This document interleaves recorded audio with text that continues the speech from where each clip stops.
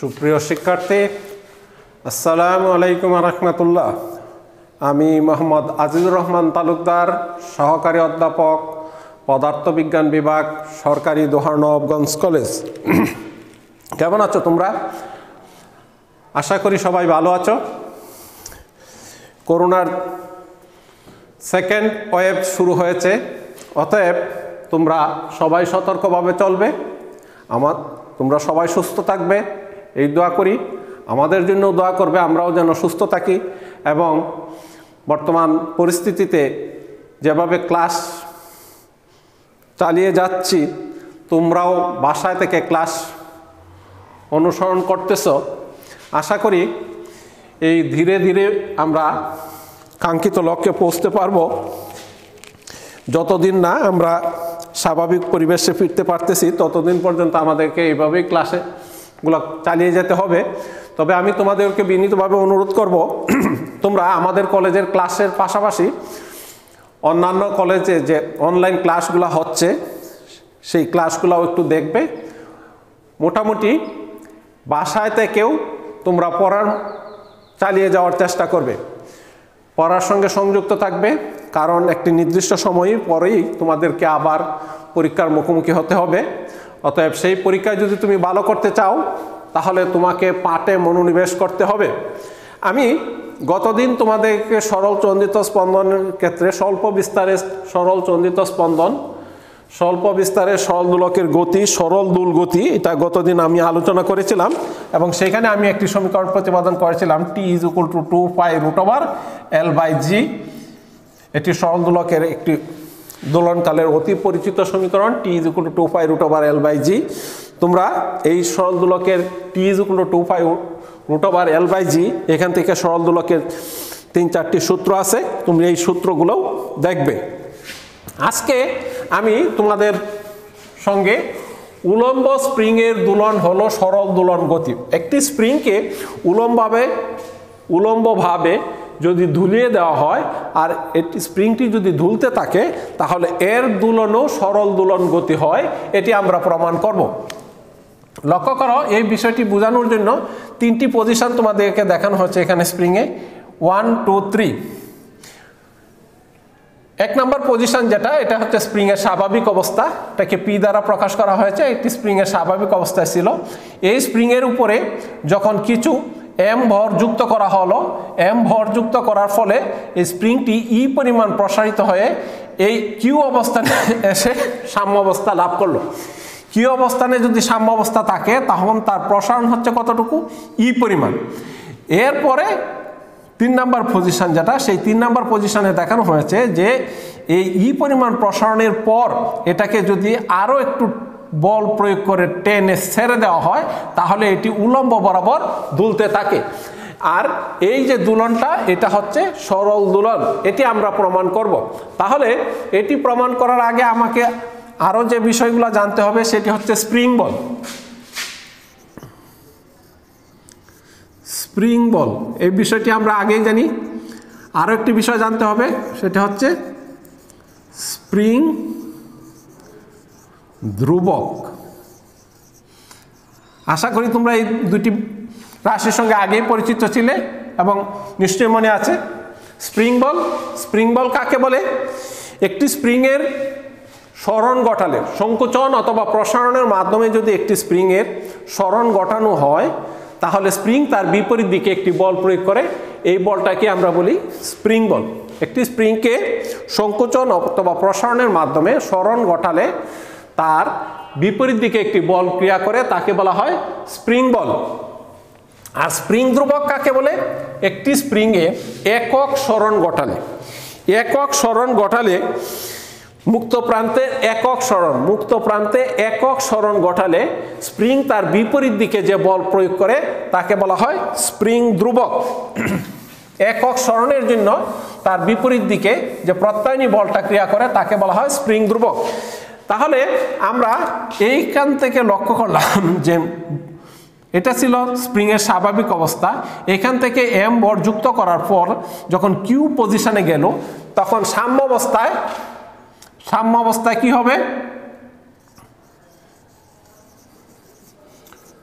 সাম্য অবস্থায় 2 নম্বর পজিশনে 2 নংয়ে সাম্য অবস্থায় কি হবে? সাম্য অবস্থায় সামেশন অফ এফ সমান সমান হবে 0। সাম্য অবস্থায় সামেশন অফ এফ সমান সমান হবে 0। তার মানে সামেশন অফ এফ বলতে এখানে কি কি বল ক্রিয়া করছে? F net plus M G equal to 0। তার মানে এফ নট সমান সমান হচ্ছে মাইনাস এম জি। এটা আমরা সরাসরিও এখানে লিখতে পারতাম, এফ নট সমান সমান হচ্ছে এম জি সাম্য অবস্থায়, কারণ এম জি ক্রিয়া করতেছে এইদিকে আর এফ নট ক্রিয়া করতেছে তার বিপরীত দিকে। ফলে এফ নট সমান সমান হচ্ছে এম জি, বল দুটির মান সমান কিন্তু তারা পরস্পর বিপরীত দিকে। এখন আমরা জানি যে একটি স্প্রিংয়ের ক্ষেত্রে যদি ই পরিমাণ প্রসারণ হয়, একটি স্প্রিংয়ের ক্ষেত্রে যদি ই পরিমাণ প্রসারণ হয়, তাহলে আমরা শিখেছি F is equal to minus K x. আমরা শিখেছিলাম এক্স পরিমাণ সরণের জন্য বল এফ সমান সমান মাইনাস কে এক্স। এখানে কে এক্স না হয়ে হবে মাইনাস কে, আর বলটা কি? F not. এফ নট সমান সমান হচ্ছে মাইনাস কে। এটি আমরা শিখেছি যে বল সরণের সমানুপাতিক এবং বিপরীতমুখী, বল সরণের সমানুপাতিক এবং বিপরীতমুখী। তাহলে এফ নট সমান সমান হচ্ছে মাইনাস কে। এই স্প্রিংয়ের ক্ষেত্রে ই পরিমাণ প্রসারণের জন্য এফ নট সমান সমান হচ্ছে মাইনাস কে। তাহলে এটাকে যদি আমি 1 নম্বর সমীকরণ বলি আর এটাকে যদি 2 নম্বর সমীকরণ বলি, এখানে কেটা হচ্ছে স্প্রিং ধ্রুবক, তাহলে এখান থেকে আমি লিখতে পারি এম জি সমান সমান হচ্ছে কে। এম জি সমান সমান কে। এটা হলো 2 নম্বর পজিশনের জন্য আমরা পেলাম। এখন 3 নম্বর পজিশনের ক্ষেত্রে বলা হয়েছে যে এখানে এক্স পরিমাণ প্রসারণ, এক্স যে প্রসারণটা হবে সেই এক্স এর প্রসারণটা কতটুকু হবে? এক্স ইজ লেস দেন ই। এখান থেকে পি থেকে কিউ এর যতটুকু প্রসারণ হয়েছিল তার চেয়ে কম প্রসারণ নিয়ে যদি আমি প্রসারিত করে যদি আমি এটাকে টেনে ছেড়ে দিই বা বল প্রয়োগ করে ছেড়ে দিই, তাহলে এটার উপরে প্রযুক্ত বল হবে F1। F1 বলের জন্য সরণ হবে কতটুকু? F1 বলের জন্য তোমার সরণ হচ্ছে minus K E plus x. F1 বলের জন্য এখান থেকে এটা ছিল সাম্য অবস্থার প্রাথমিক অবস্থায় ই পরিমাণ প্রসারিত হয়েছিল আর এক্স পরিমাণ প্রসারণ। অতএব ঊর্ধ্বমুখী বল এখন F1 আর এমজি ক্রিয়া করতেছে নিচের দিকে। ফলে এই যে স্প্রিংয়ের ধ্রুবকের সংজ্ঞা অনুসারে আমরা এখান থেকে পাই সরণ হচ্ছে ই প্লাস এক্স। অতএব F1 is equal to minus কি into K into E plus X, যেমন আমরা এখানে পেয়েছিলাম F not is equal to minus K E. তাহলে ই পরিমাণ প্রসারণ বল সরণের সমানুপাতিক এবং বিপরীতমুখীর জন্য, তাহলে বা হুকের সূত্র অনুসারে আমরা বলতে পারি F not is equal to minus K E. তাহলে F1 is equal to minus K into E plus X. এটি এক্স পরিমাণ প্রসারণের জন্য, F1 is equal to K E plus X. তাহলে এই অবস্থায় এক্স পরিমাণ প্রসারণের পর F1 বলের জন্য এক্স পরিমাণ প্রসারণের ফলে এই স্প্রিংটি কিন্তু দুলতে থাকবে। তাহলে এখানে নিট বল ক্রিয়া করবে। নিট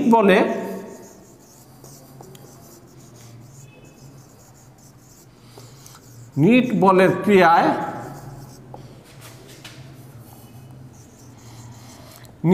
ক্রিয়ায় ত্বরণ এ হলে, নিট বলের ক্রিয়ায় ত্বরণ এ হলে আমরা কি লিখতে পারি? নিট বলের ক্রিয়ায় যদি ত্বরণ এ হয় তাহলে আমরা লিখতে পারি সামেশন অফ এফ সমান সমান হচ্ছে এম এ। এটা হচ্ছে 3 নং চিত্রের জন্য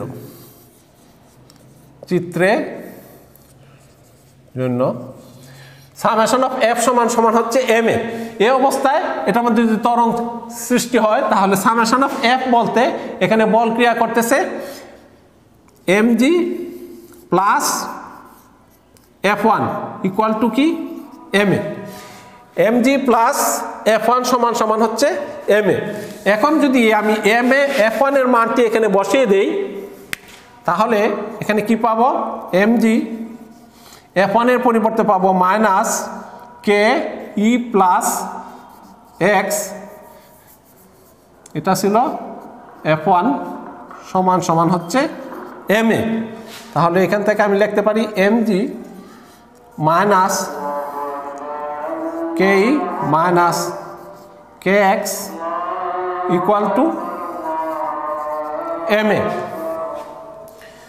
যেহেতু mg is equal to K E, তাহলে এইখানে আমি কে ই লিখে দিলাম mgর পরিবর্তে minus K E minus K X equal to M A. এই কে ই ক্যান্সেল, তাহলে আসলো কি মাইনাস কে এক্স সমান সমান এম এ। লক্ষ্য করো মাইনাস কে এক্স সমান সমান হচ্ছে এম এ। তাহলে এখানে আমি এখান থেকে লিখতে পারি কি যে এ সমান সমান K by M X minus K by M into X, এটা সমান সমান আমি ত্বরণ এ সমান সমান minus K by M into X, গতদিনও আমরা এটি পেয়েছিলাম। এবং এইখান থেকে আমি লিখতে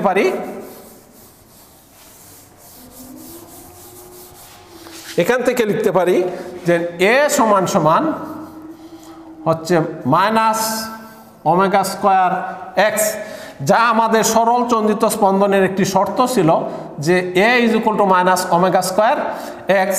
এখান থেকে ওমেগা স্কয়ারের পরিবর্তে আমি কি লিখলাম omega square is equal to K by M. এটা যেহেতু আমরা জানি omega square is equal to K by M, তাহলে এ সমান সমান হচ্ছে মাইনাস ওমেগা স্কয়ার এক্স। এখান থেকে আর এই সমীকরণ থেকে আমি বলতে পারি যে সরল উলম্ব স্প্রিং এর দুলন হলো সরল দুলন গতি, উলম্বভাবে স্প্রিং এর দুলন হচ্ছে সরল গতি, কারণ এখানে ত্বরণ সরণের সমানুপাতিক এবং বিপরীতমুখী হয়ে গেছে, কারণ এ সমানুপাতিক হচ্ছে মাইনাস যেহেতু ওমেগা ধ্রুবক। তাহলে এটা যদি হয় এখান থেকে আমি ওমেগা স্কয়ার সমান সমান লিখলাম কে বাই এম, ত্বরণ সরণের সমানুপাতিক, অতএব সরল উলম্ব স্প্রিং এর দুলন হলো সরল দুলন গতি। এখান থেকে আবার আমি এভাবে সমীকরণটা দেখাইতে পারি যে টি ইজ ইকুয়াল টু, আমরা জানি T is equal to 2 pi by omega, T is equal to 2 pi by omega. তাহলে 2 পাই বাই ওমেগার পরিবর্তে আমি কি লিখতে পারি, ওমেগার পরিবর্তে আমি লিখতে পারি এখান থেকে ওমেগার পরিবর্তে লিখতে পারি root over K by M. তার মানে T is equal to 2 pi root over M by K. এটি হচ্ছে স্প্রিং এর সরল দোলকের ক্ষেত্রে দোলনকালের সমীকরণ T is equal to 2 pi root over M by K. তাহলে উলম্ব স্প্রিং এর ক্ষেত্রে সরল দোলন আমরা A is equal to minus omega square X এটি প্রতিপাদন করলে বললাম যে এটি হচ্ছে সরল দোলন গতি, উলম্ব স্প্রিং এর দোলন হচ্ছে সরল দোলন গতি। আর এখান থেকে আমরা উলম্ব স্প্রিং এর ক্ষেত্রে দোলনকালের সমীকরণ প্রতিপাদন করলাম T is equal to 2 pi root over M by K. আগামী দিন বা তোমরাও বাসায় দেখবে এই T is equal to 2 pi root over M by K, এটার পরিবর্তে আবার কি লেখা যায়, এটার পরিবর্তে এটাও একটু দেখিয়ে দিই, এটার পরিবর্তে কি লেখা যায়। যেহেতু আমরা একটু আগে প্রতিপাদন করেছিলাম mg ইজ ইকুয়াল টু কে, তাহলে mg ইজ ইকুয়াল টু যদি কে হয় এখান থেকে লেখা যায় m বাই কে সমান সমান হচ্ছে ই বাই জি, এম বাই কে সমান সমান হচ্ছে ই বাই জি। তাহলে এই সমীকরণ থেকে আমি লিখতে পারি দোলনকাল T is equal to 2 pi root over E by G. এটাও দোলনকালের সমীকরণ T is equal to 2 pi root over E by G, এটাও দোলনকালের সমীকরণ T is equal to 2 pi root over M by K. আমরা আগামী দিন এই সূত্রের আলোকে কয়েকটি গাণিতিক সমস্যা করব। তোমরা তোমাদের বইয়ের যে উদাহরণের যে গাণিতিক সমস্যাগুলো আছে সেই গাণিতিক সমস্যাগুলো দেখবে। আগামী দিন আমরা কয়েকটি গাণিতিক সমস্যা নিয়ে কথা বলবো। তোমরা বাসায় সবাই ভালো থাকবে, যদিও কোনো প্রয়োজনে বাসা থেকে বের হও অবশ্যই মাস্ক ব্যবহার করবে এবং প্রতিবেশী যারা আছে তাদেরকেও তোমরা এ ব্যাপারে সতর্ক করবে। সবার সুস্বাস্থ্য কামনা করে আজকের ক্লাস এখানেই শেষ করছি। ধন্যবাদ।